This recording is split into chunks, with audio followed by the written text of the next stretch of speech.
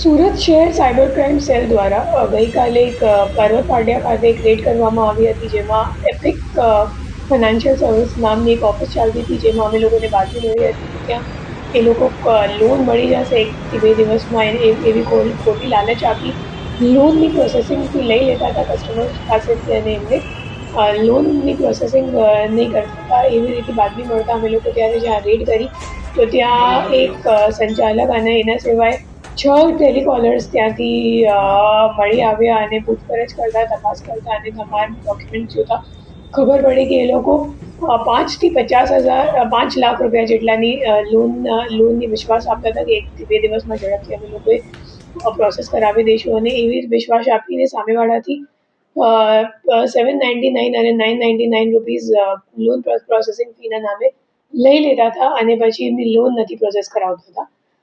એ જે ટેલિકોલર્સ છે એમને દર દિવસની ટાર્ગેટ્સ આપવામાં આવતી હતી, અને એ માહિતી એ લોકોએ મેટા એડ્સમાં એડ ચલાવીને કલેક્ટ કરતા હતા. તો જે લોકોને લોન ઇન્ક્વાયરી કરવી હોય એ લોકો એડ પર ક્લિક કરે, અને એડ પર ક્લિક કરવાથી તમારું નામ અને નંબરનું ડેટા એ લોકો પાસે પહોંચી જાય, અને પછી એ લોકોની લિસ્ટ બનાવીને એ લોકો તમામ ટેલિકોલર્સ વચ્ચે વેચણી કરી બધાને ટાર્ગેટ આપવામાં આવતી હતી કે તમારે આજે 100 કોલ કરવાનું છે કે 200 કોલ કરવાનું છે, અને એ મુજબ આખી પ્રક્રિયા ચાલતી હતી છેલ્લા 6-7 મહિનાથી.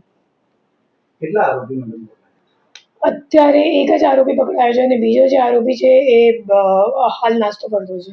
જે આરોપી છે એનું શું રોલ છે? બેઝિકલી જે આરોપી છે એ અગાઉ એક જગ્યા કામ કરેલું છે, અને એને ખબર પડી ગઈ કે કેવી રીતે મતલબ એક લોન એજન્ટ તરીકે કામ ચાલુ છે હાલ માર્કેટમાં.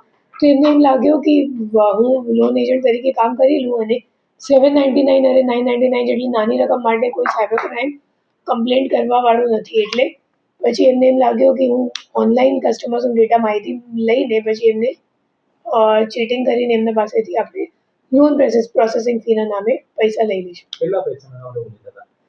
એ લોકો 799 999 મુજબ, અને જે ટેલિકોલર સાથે વાતચીત થઈ તો એમાં દર દિવસનું તમે સમજી શકો 20 થી 30 જેટલા માણસો કન્વર્ટ થઈ જતા હતા કે લોન પ્રોસેસિંગ ફી આપવા માટે રાજી થઈ જતા હતા, અને એ મુજબ આપણે અંદાજે અમે લોકોને લાગે છે કે 10 લાખ રૂપિયા જેટલાનું એમને છેતરપિંડી કરીએ છીએ. અત્યાર સુધીમાં કેટલા સુધી લોકો સાથે લોનની છેતરપિંડી કરી ચૂક્યો છે? મહિનાનું એમ લાગે છે કે 600 થી 700 જેટલા વિક્ટિમ્સ થઈ શકશે. તો અત્યાર સુધીમાં 3000 જેટલા થશે, 3-3.5 હજાર. કેટલા સમયથી ચાલતું? 6 મહિનાનું તો કન્ફર્મ થઈ ગયું છે કે 6 મહિનાથી ચાલે જ છે. નંબર કેવી રીતના કલેક્ટ કરતા હતા? મેટા એડ્સ પર એડ ચલાવતા હતા, અને જેને લોન જોતું હોય એ લોકો એડ પર ક્લિક કરે તો એમનું નામ અને મોબાઈલ નંબર એમને મળી જાય. પછી એ મોબાઈલ નંબર આધારે એ લોકો ટેલિકોલર્સ મારફતે કોલ કરાવતા હતા કે તમે હવે એમને કોલ કરીને એમને કન્વિન્સ કરીને એમની પાસેથી લોન પ્રોસેસિંગથી લઈ લો.